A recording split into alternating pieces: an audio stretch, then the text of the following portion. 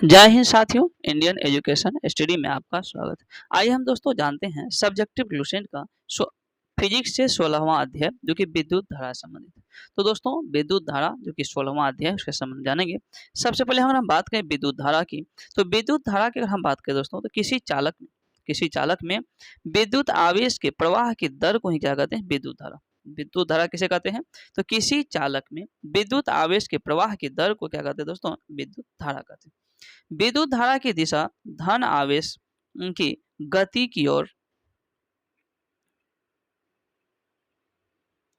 यानी कि विद्युत धारा की दिशा धन आवेश की गति की दिशा की ओर मानी जाती है और इसका एसआई जो है मात्रक है दोस्तों विद्युत धारा का एम्पियर और यह एक अदिश राशि। तो विद्युत धारा कैसी राशि है? यह एक अदिश राशि है दोस्तों।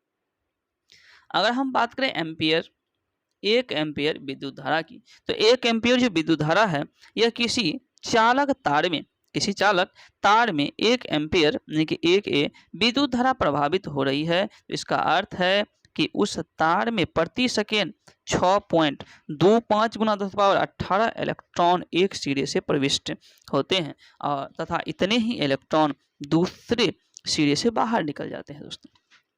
प्रतिरोध की अगर हम बात करें रेसिस्टेंस, तो प्रतिरोध जो है किसी चालक में विद्युत धारा के प्रवाहित प्रतिरोध की हम बात करें तो किसी चालक में विद्युत धारा के प्रवाहित होने पर चालक के परमाणु तथा अन्य कारकों द्वारा उत्पन्न किए गए व्यवधान को ही चालक का प्रतिरोध कहते हैं और इसका एसआई मात्रक ओम होता है। ओम का ऐसे मात्रक हो जाएगा ओम होता है। मानव शरीर की हम बात करें दोस्तों, मानव शरीर शुष्क के विद्युत प्रतिरोध की परिमाण की जो कोटि है 10⁻6 ओम होता है। कितना? 10⁻6 ओम। अब दोस्तों ओम का नियम, अगर हम बात करें ओम्स लॉ, तो यदि चालक की भौतिक अवस्था जैसे ताप आदि में कोई परिवर्तन ना हो, यानी कि ओम के नियम के अनुसार कहा गया है कि यदि चालक की भौतिक अवस्था जैसे ताप आदि में कोई परिवर्तन ना हो तो चालक के सिरों पर लगाया गया विभवांतर उसमें प्रभावित धारा के अनुक्रमानुपाती होता है। यदि किसी चालक के दो बिंदुओं के बीच विभवांतर भी वोल्ट हो तथा उसमें प्रभावित धारा मेरा आई एम्पियर हो तो ओम के नियम अनुसार भी समानुपाती क्या हो दोस्तों? आई, यानी भी बराबर या समानुपाती हटेगा तो भी बराबर क्या होगा? आर आई, जहां आर क्या है? एक नियतांक है जो चालक का प्रतिरोध इसको कहते हैं। अब है ओमीय प्रतिरोध। तो जो चालक ओम के नियम का पालन करता है उस प्रतिरोध को ही ओमीय प्रतिरोध कहते हैं, जैसे मैग्नीज का तार। अनओमीय प्रतिरोध की हम बात करें तो जो चालक ओम के नियम का पालन नहीं करता है दोस्तों उसे क्या कहते हैं? उस प्रतिरोध को ही अनओमीय प्रतिरोध कहते हैं, जैसे डायोड बल्ब का प्रतिरोध, ट्रायोड बल्ब का प्रतिरोध। चालक की अगर हम बात करें दोस्तों तो किसी चालक की प्रतिरोध के व्युत्क्रम को चालक का क्या कहते हैं? चालकता कहते हैं और इसे जी से सूचित करते हैं, जैसे जी बराबर 1/r। एसआई मात्रक ओम इनवर्स हो जाएगा जिसे महो भी कहते हैं, इसका एसआई मात्रक सीमियन भी होता है। तो चालकता का जो है एसआई मात्रक महो या एसआई मात्रक सीमियन भी कहते हैं, ओम मीटर भी कहते हैं और महो भी कहते हैं इसका।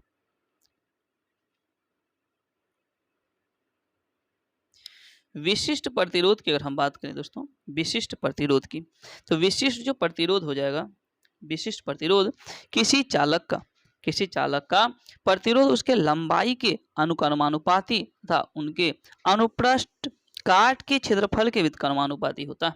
अर्थात यदि चालक की लंबाई L उनके अनुप्रस्थ काट के क्षेत्रफल A है तो R समानुपाती I/A या R बराबर क्या होगा? QI/A।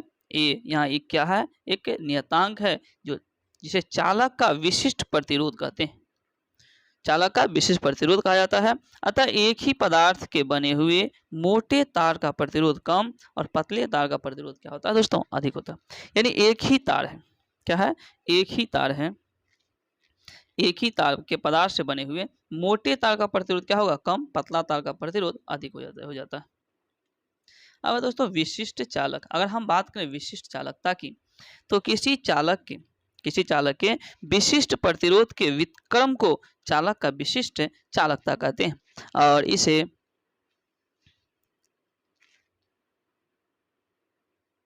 सूचित करते हैं। और SI मात्रक ओम इनवर्स मीटर इनवर्स होता है। Ohm inverse metre inverse. प्रतिरोधों का संयोजन, अगर हम बात करें दोस्तों प्रतिरोधों का संयोजन, तो सामान्यतः प्रतिरोधों का संयोजन दो प्रकार से होता है। तो दोस्तों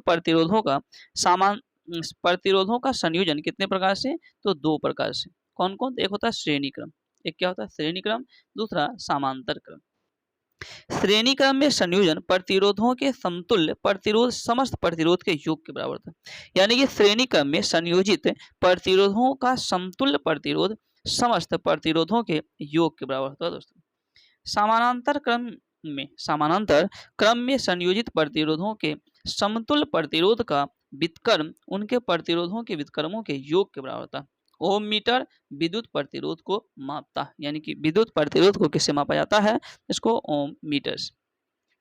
फ्लोरोसेंट लैंप की हम बात करें, फ्लोरोसेंट लैंप में चौक का प्रयोग प्रतिरोधकता को कम करने के लिए करते हैं।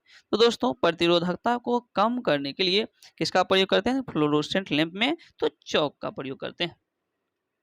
विद्युत शक्ति की अगर हम बात करें, विद्युत शक्ति की, तो विद्युत शक्ति जो है विद्युत परिपथ में ऊर्जा के क्षय होने की दर को ही क्या कहते हैं दोस्तों, विद्युत शक्ति कहते हैं। और SI मात्रक वाट होता है। किलोवाट घंटा मात्रक अथवा यूनिट की हम बात करें, तो किलोवाट घंटा मात्रक अथवा एक यूनिट विद्युत ऊर्जा की वह मात्रक है जो कि किसी परिपथ में 1 घंटा में व्यय होती है। जबकि परिपथ में 1 किलोवाट की जो शक्ति है, 1 किलोवाट घंटा मात्रक जो हो जाएगा वोल्ट गुना एम्पियर गुना घंटा, वोल्ट गुना एम्पियर गुना घंटा बटे क्या होगा 1000, या क्या होगा वाट गुना घंटा बटे 1000। आमीटर, अगर हम बात करें आमीटर की, आमीटर तो विद्युत धारा को एम्पियर में मापते हैं। तो दोस्तों विद्युत धारा को किस में मापते हैं, एम्पियर में मापते हैं। मापने के लिए देखिए विद्युत धारा को एम्पियर में मापने के लिए आमीटर नामक यंत्र का प्रयोग करते हैं। तो आमीटर नामक यंत्र का प्रयोग किसको मापने के लिए करते हैं, तो विद्युत धारा को एम्पियर में मापने के लिए करते हैं। और इसे परिपथ में सदैव श्रेणी क्रम में जोड़ते हैं। कैसा, तो श्रेणी क्रम में। एक आदर्श जो है आमीटर, एक आदर्श आमीटर का प्रतिरोध 0 होता है दोस्तों। वोल्ट मीटर की अगर हम बात करें, वोल्ट मीटर, तो वोल्ट मीटर का प्रयोग परिपथ के किन्हीं दो बिंदुओं के बीच विभवांतर मापने के लिए किया जाता है। तो वोल्ट मीटर का प्रयोग परिपथ के किन्हीं दो बिंदुओं के बीच विभवांतर मापने के लिए किया जाता है। और इससे परिपथ में सदैव समांतर क्रम में, वोल्ट मीटर समांतर क्रम।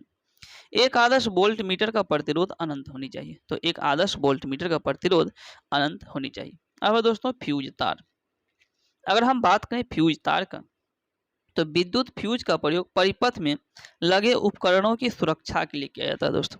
फ्यूज तार जो है, फ्यूज तार, इसका प्रयोग परिपथ में लगे उपकरणों की सुरक्षा के लिए किया जाता है। यह टीन 63%, शीशा 37% की मिश्र धातु का बना होता है। यह सदैव परिपथ में श्रेणी क्रम में जोड़ा जाता है। तो विद्युत फ्यूज कैसे जोड़ते हैं दोस्तों, श्रेणी क्रम में। इसका गलनांक कम होता है। तो फ्यूज का गलनांक कम होता है, फ्यूज का गलनांक कम होता है। एक फ्यूज अति भारण से विद्युत परिपथ की सुरक्षा करता है। तो विद्युत फ्यूज की हम बात करें, तो विद्युत फ्यूज का जो प्रयोग परिपथ में सुरक्षा के लिए, परिपथ में किस लिए करते हैं, सुरक्षा के लिए करते हैं। टीन 63%, शीशा 37% का मिश्र धातु से बना होता है। और परिपथ में सदैव श्रेणी क्रम में जोड़ते हैं। गलनांक कम होनी चाहिए और यह विद्युत परिपथ की सुरक्षा करता है। ताप दीप्ति बल्बों में, ताप दीप्त बल्बों में फिलामेंट के जीवन काल को बढ़ाने के लिए नाइट्रोजन गैस भरी जाती है दोस्तों। गैल्वेनोमीटर की हम बात करें, गैल्वेनोमीटर तो विद्युत परिपथ में विद्युत धारा की उपस्थिति बताने वाला एक यंत्र है गैल्वेनोमीटर। और इसकी सहायता से 10⁻⁶ एम्पियर तक की विद्युत धारा को मापा जाता है। अगर हम बात करें दोस्तों शंट के उपयोग की, तो शंट एक अत्यंत कम प्रतिरोध वाला, शंट जो है एक अत्यंत कम प्रतिरोध वाला तार होता है जिसे गैल्वेनोमीटर के समांतर क्रम में लगाकर आमीटर बनाया जाता है दोस्तों। गैल्वेनोमीटर के श्रेणी क्रम में एक उच्च प्रतिरोध लगाकर वोल्ट मीटर बनाया जाता है। ट्रांसफार्मर बारे में जानते हैं दोस्तों। ट्रांसफार्मर की अगर हम बात करें, तो विद्युत चुंबकीय प्रेरण के सिद्धांत पर काम करता है। तो सबसे पहले ट्रांसफर के सिद्धांत पर काम करता है।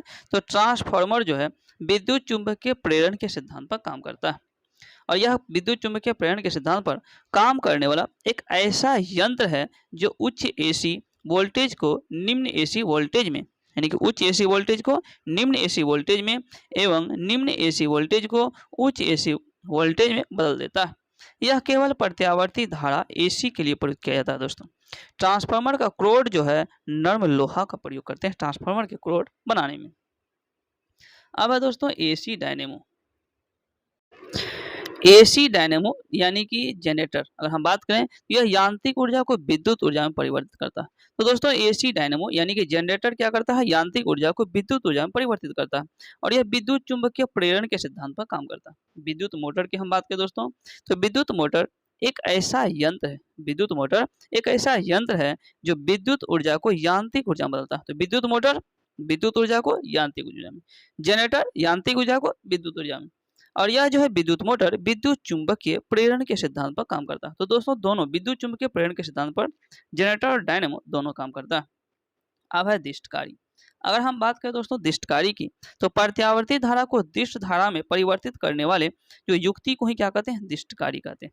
माइक्रोफोन की हम बात करें दोस्तों, यह ध्वनि ऊर्जा को विद्युत ऊर्जा में बदलता है। तो माइक्रोफोन ध्वनि ऊर्जा को विद्युत ऊर्जा में बदलता है। माइक्रोफोन विद्युत चुंबकीय प्रेरण के सिद्धांत में काम करता है, विद्युत चुंबकीय प्रेरण के सिद्धांत। विद्युत धारा के चुंबकीय प्रभाव की खोज की हम बात करें दोस्तों, डेनमार्क एक वैज्ञानिक था और स्टेट, इसके द्वारा किया गया था। तो विद्युत धारा के चुंबकीय प्रभाव की खोज किसने किया था, और स्टेट, कहाँ के वैज्ञानिक थे, डेनमार्क की। प्राथमिक जो है शक्ति स्टेशन, अगर हम बात करें दोस्तों प्राथमिक शक्ति स्टेशनों पर जो विद्युत धारा उत्पन्न होती है, यानी प्राथमिक शक्ति स्टेशनों पर जो विद्युत धारा उत्पन्न होती है वह प्रत्यावर्ती धारा होती है दोस्तों। कौन सी धारा, प्रत्यावर्ती धारा, तथा उसकी वोल्टता 22,000 वोल्ट या इससे भी अधिक हो सकती है।